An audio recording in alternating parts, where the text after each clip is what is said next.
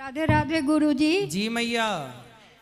हम बिहार से आए हैं, मुजफ्फरपुर से। मैं बहुत दुखी हूँ। मेरे घर में किस बात का दुख है? बहुत भारी दुख है।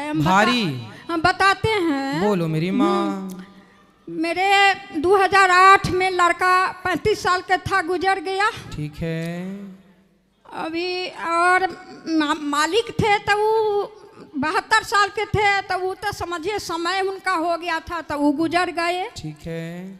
और अभी 2023 में छठ के दिन मेरा पोता 21 साल का था। तो क्या हो गया उसको? खत्म हो गया। क्या हो गया उसको? और अचानक इंजीनियरिंग पढ़ने के लिए चेन्नई गया था। चेन्नई में क्या हुआ हमको नहीं पता है। कितने बेटे हैं आपके? 2 है, एक बेटा यहाँ है, यहाँ। ये बेटे आपके बड़े हैं? हाँ, नहीं, छोटा है, बड़ा छोटा। चला गया। बड़ा वाला के लड़का था वो। तो बड़े वाले के लड़के कितने थे? 2 थे। एक है? एक है। वो क्या कर रहा है? वो छोटा है, अभी इंटर में पढ़ रहा है। इनके कितने बेटे हैं? एक लड़की है। एक लड़की है। हाँ। और गुरुजी, हम सपना में अपना मायके से लेके और अपना ससुराल तक, जेठानी जेठ और मायके के जितने आदमी हैं, सबको हम मरे हुए आदमी का सपना बहुत देखते हैं। और उसके बाद हम विधवा को खूब देखते हैं। और माने विधवा आदमी 4 आदमी मिल के उजरा साड़ी पहन के रो रहा है, कान रहा है। माने अजीब सा हम सपना देखते हैं। ऐसा सपना ये संकेत कर रहा है कि आपके अब बेटा तो ये बच्चे हैं, ये तो इनको बोलना कि गया श्राद्ध करें आप अपने पिता, अपने दादा परदादा का, और हो सके तो भागवत जी का पाठ, पोथी पाठ कराएं ताकि उनकी सदगति हो। गुरुजी, तो माँ जब तक रहता है तब तक गया कैसे जाएगा? नहीं। हाँ। तो आप तो हैं पिता, आप इनके पिता तो नहीं है ना? तो पिता का श्राद्ध तो होगा ना? आपका तो है, आप तो अभी हो ना, तो आपका नहीं। माने ई करेगा तो माँ जीवित है तो नहीं न गया जाएगा? नहीं, जा सकते हैं। जा सकते हैं। पिता का तो करेंगे ना? हाँ। वैसे अभी कितने साल हो गए इनके पिता को गए? 8 साल हुआ है। 8 साल हो गए। हाँ। हाँ, तो फिर पिता का करें, ये पिता का करें और दादा का करें। और दोनों बेटा 35 साल का, 21 साल का पोता था, दोनों गया। वो तो जब करेंगे तो वो सबको मिलेगा ना उसका पुण्य। सबका अकाल मृत्यु हुआ। अकाल मृत्यु मेरे घर में होता है। उनके नाम से जब करेंगे तो वो सबके पुण्य से उनको मिलेगा। अच्छा गुरुजी, एक बात हम सपना में दिन में देखे थे, जो भूरा रंग का गाय है, खूब सुंदर मस्त गाय है, उसके बछड़ा है संग में। तो हम सपना दिन में देखे। एक दिन माला कर रहे थे भगवान के पास पूजा करके, तो वो देखे थे जो उजला गाय है, पतले गाय है, उसको खूर काला है, चारों पैर के खूर काला है, और ये थुथुन है वो काला है। तो वो गाय देखे थे। एक दिन देखे थे दिन में भूरा रंग के कुत्ता के देखे थे। कुत्ता? हाँ, कुत्ता देखे थे। एक दिन आपने कुत्ता देखा, एक दिन आपने गाय देखी? 2 दिन गाय देखे बछड़ा के साथ। एक दिन गाय, एक दिन खाली गाय देखे, एक दिन कुत्ता देखे। तो गाय देखना तो शुभ है। ठीक, गाय तो आपने अच्छी देखी। देखे तो शुभ हुआ नहीं ना? नहीं, गाय देखा शुभ है, मतलब गाय का स्वप्न में देखना ये अच्छा है, बुरा नहीं है जी। हाँ। अब शुभ क्या होगा वो मैं आपको अभी बताता हूँ जी। देखो, आपके साथ शुभ क्या हुआ। हाँ। कई बार हम लोग दुख में इतने पागल हो जाते हैं कि जो हमारे साथ अच्छा होता है वो तो हम देख ही नहीं पाते, जो बुरा होता है वो देख लेते हैं। जैसा कि फर्स्ट में आपने बोला गुरुजी हम बहुत दुखी हैं, जैसा आपने बताया कि एक बेटा आपका चला गया, एक पोता चला गया, ये आपका दुख है। अब आपके जीवन में सुख क्या है वो मैं आपको बताता हूँ जी। आपके भाग्य में एक ही बेटा था। अच्छा। लेकिन भगवान ने आपके किसी पुण्य से आपको 2 पुत्रों का सुख दिया। तो वो जो आपके भाग्य से ज्यादा था, जितने दिन के लिए था उतने दिन आपको सुख दिया, उसके बाद वो चला गया। जी। अच्छा, जो चला गया आपका बेटा, उसके भाग्य में भी जो पुत्र सुख था वो पुत्र सुख उसे दिया, उसके बाद वो पुत्र भी चला गया। चला गया। आपके भाग्य में एक ही बेटा था, जी। तो एक बेटा है आपके पास? 2 बेटी है। हाँ, बेटों की हम बात कर रहे हैं, बेटे 2 थे तो अब बेटा 1 है, इसलिए 1 बेटा है और 2 बेटियां हैं और पोता है और पोतियां हैं। तो जो है उसमें खुश रहिए और ये मत कहिए हम बहुत दुखी हैं, आप ये कहिए कि हम बहुत सुखी हैं, क्योंकि जो हो चुका है क्या उसे आप वापस ला सकते हैं? नहीं। क्या उसे आपके रोने से बदला जा सकता है? नहीं जी। इसलिए जो बीत गया वो आपका बेटा चला कहाँ गया? बताओ कहाँ गया आपका? भगवान के घर। आया कहाँ से था? भगवान के घर। तो जहाँ से आया था वहीं चला गया, वहीं आपको और हमको सबको जाना है। इसलिए ईश्वर के जो विधान है उस विधान पर प्रश्न चिन्ह कोई ना लगाए। जो हो रहा है वो ना तो जीवन हमारे हाथ में है ना तो मृत्यु हमारे हाथ में है गुरुजी।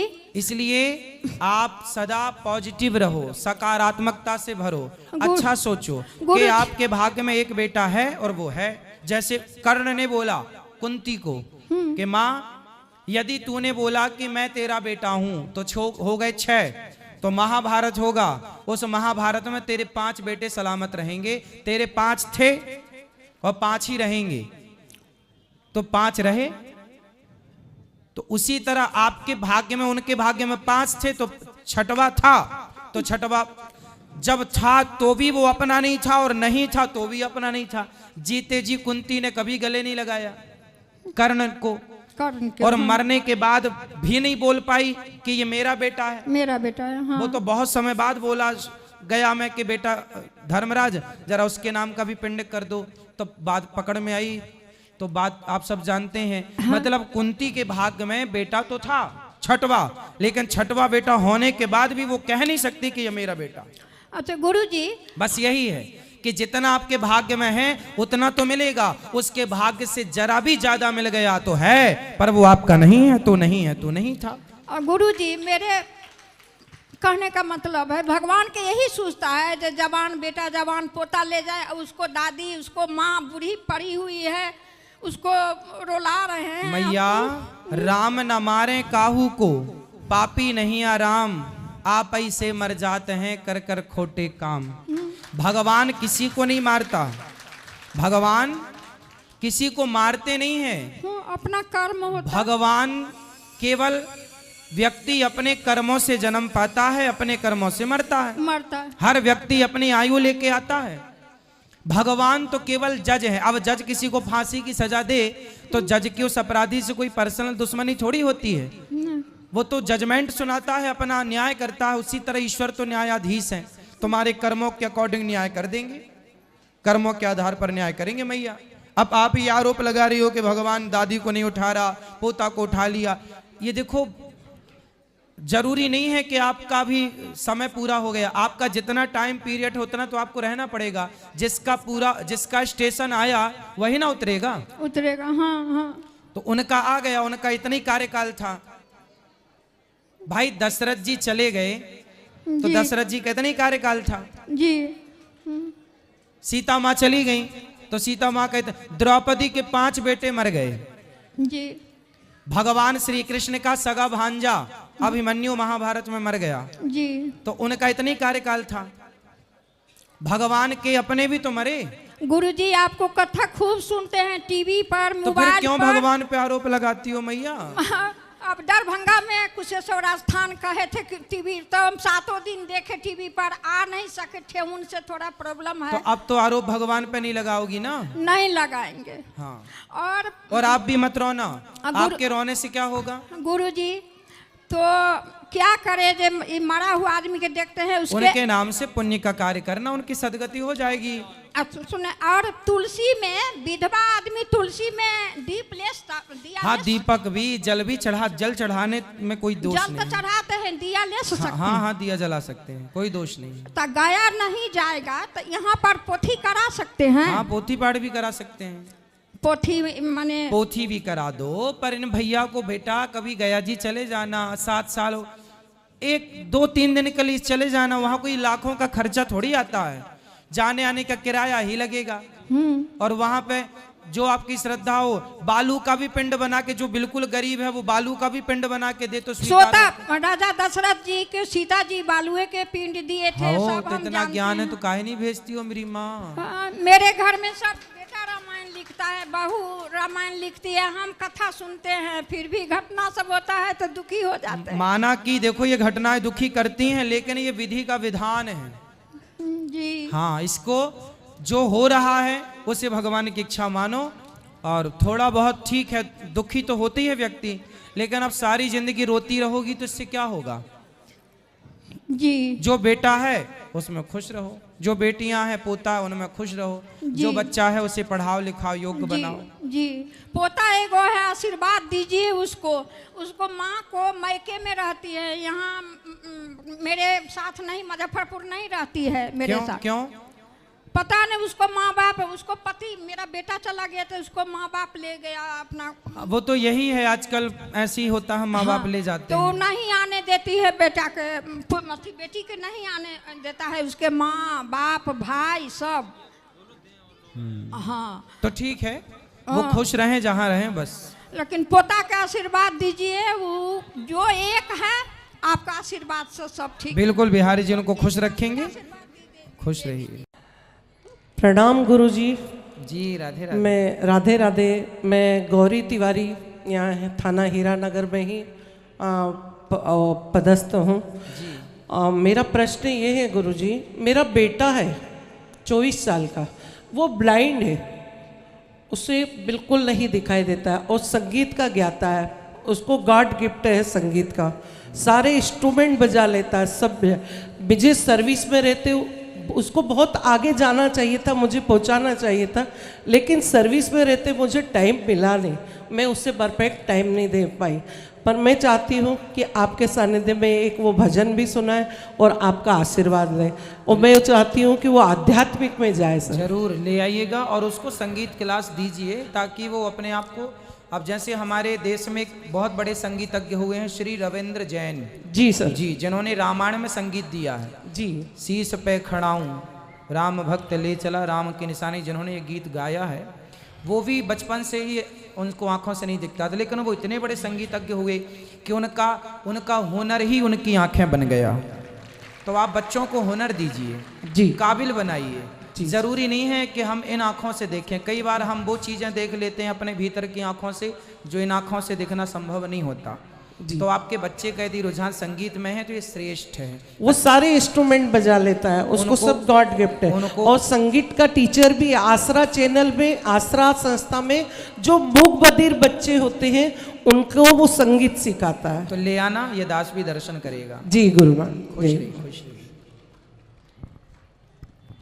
राधे राधे गुरु जी। जी गुरु जी, मेरा सवाल है आप कि गुरु मंत्र के क्या क्या फायदे होते हैं जीवन में, आप बता दीजिए। किसके? गुरु मंत्र लेने के। गुरु मंत्र लेने के फायदे, गुरु मंत्र लेने के फायदे ये होते हैं बेटा कि हमें पढ़ने से क्या फायदा मिलता है, हमें स्कूल क्यों भेजा जाता है, स्कूल जाने के क्या फायदे हैं बताओ। सर शिक्षा मिलती है, स्कूल में शिक्षा मिलती है और मंत्र लेने के बाद संस्कार मिलते हैं। संस्कार जरूरी है, तो संस्कार पहले, इसलिए कहते हैं ना शिक्षा दीक्षा, तो शिक्षा तो हो गई बट दीक्षा नहीं हो पाई, इसलिए आज के बच्चे रास्ता भटक रहे हैं, क्योंकि शिक्षित तो हैं दीक्षित नहीं, संस्कार नहीं है। तो वो इतना ही जरूरी है जितनी जरूरी शिक्षा है। जी गुरु जी, प्रणाम गुरु जी। खुश रहिए।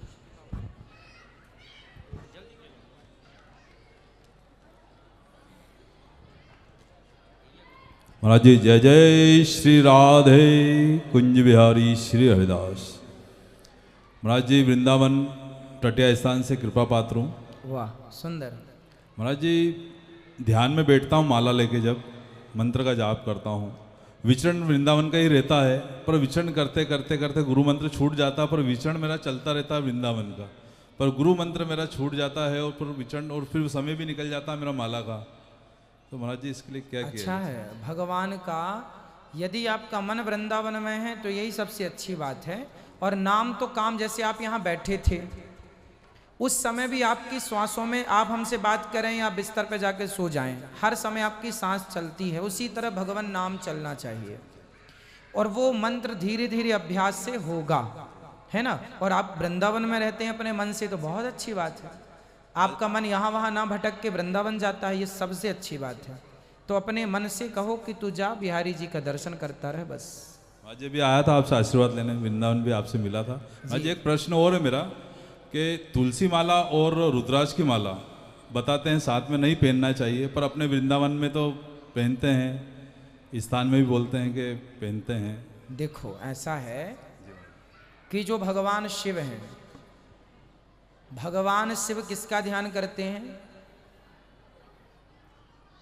भगवान श्री कृष्ण का जब जन्म हुआ तो भगवान कृष्ण को देखने के लिए भगवान शंकर भी आए कि नहीं? जिनका दर्शन करने के लिए शिवलोक से शिवजी आते हैं। राम जी का जन्म हुआ तो राम जी को देखने अवध में शंकर जी भी आए। जिनके दर्शन को पाने के लिए शिव जी भी लाइन में खड़े हैं। ऐसे भगवान को जब हृदय में बसा लिया तो जो शिव जी की आराधना करता है, जो शिव जी की पूजा करता है, वो शिव जी की पूजा करने के बाद ही भगवान कृष्ण और राम की पूजा, श्रीमन नारायण की पूजा करने का अधिकारी होता है। तो जब आप नाव से किनारे पहुंच जाएंगे तो नाव अपने आप छूट जाएगी। नाव में तब तक ही बैठा जाता है जब तक कि आप किनारे पर नहीं पहुंचे। किनारे पर पहुंचने पर भी आप नाव में बैठे रहेंगे तो किनारे पहुंचने का अर्थ क्या हुआ? तो नाव छूट जाएगी। उसी प्रकार भगवान रुद्राक्ष की माला पहनने वाला जब तुलसी पहनता है तो इस भाव से कि मुझे रुद्राक्ष ने तुलसी तक पहुंचाया, मतलब भगवान शिव की उपासना ने। अच्छा, नरसिंह मेहता को आप जानते हैं?